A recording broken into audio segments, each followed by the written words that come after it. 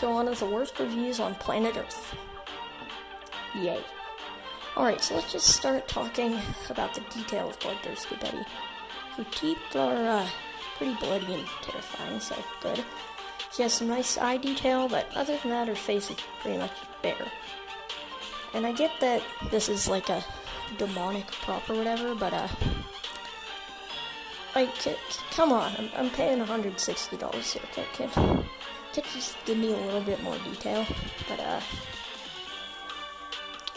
yeah, she has some nice eye detail too, if I didn't say that already. Yeah, I probably did. She also has light up eyes, which is nice. Her movement is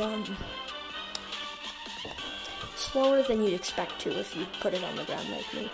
I mean, obviously this isn't going to be as fast as it was in the video because this is Spirit, but it still wasn't fast.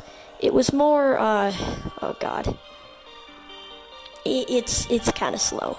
It isn't anything that would give someone a heart attack, but it might scare some people. I mean, the appearance sure will, and if that doesn't scare them, the price will.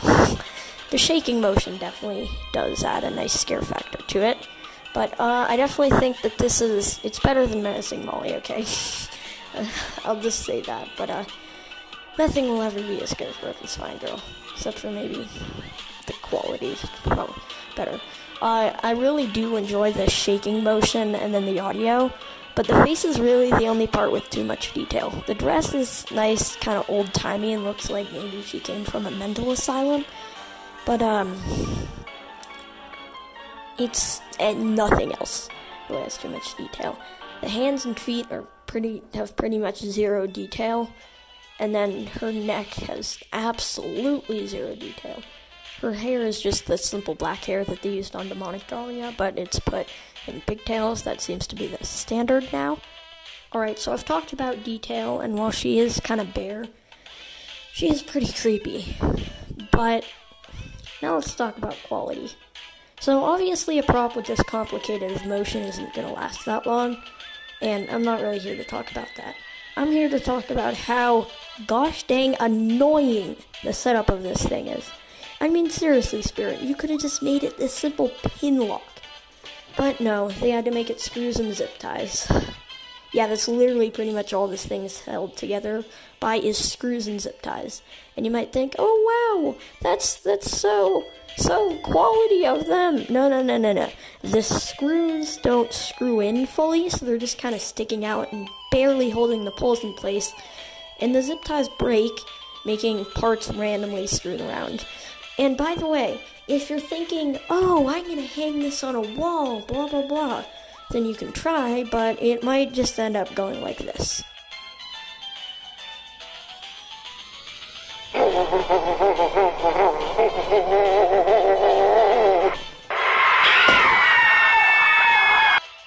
But yeah, in all seriousness, this thing, it might hold together, but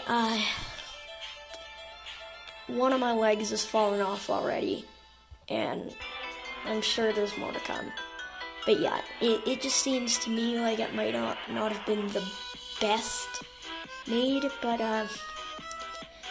that's okay. It's not horrible. Like, it'll last. It just might not be the world's best prop. But now, because I've talked a lot about the cons of this prop, let's talk about some of the pros. Some of the pros are it's really, really, really, really creepy. So, probably gonna scare some people. Not insane scare, but I think that this would make a really good haunt entrance. Or even just something to put by a candy bowl. Oh, that's actually a really good idea, putting it by a candy bowl. Give myself a little pat on the back. But, yeah, it's a really creepy prop. Honestly, for the price, it's definitely a little bit overpriced, but it's not too horrible. I mean, come on, it's 2019. All Spirit props are going to be horrible. Overpriced. Not all Spirit props are going to be horrible. Although some of them are. But, one of the things that just really stands out to me about this prop is, well, kind of its movement.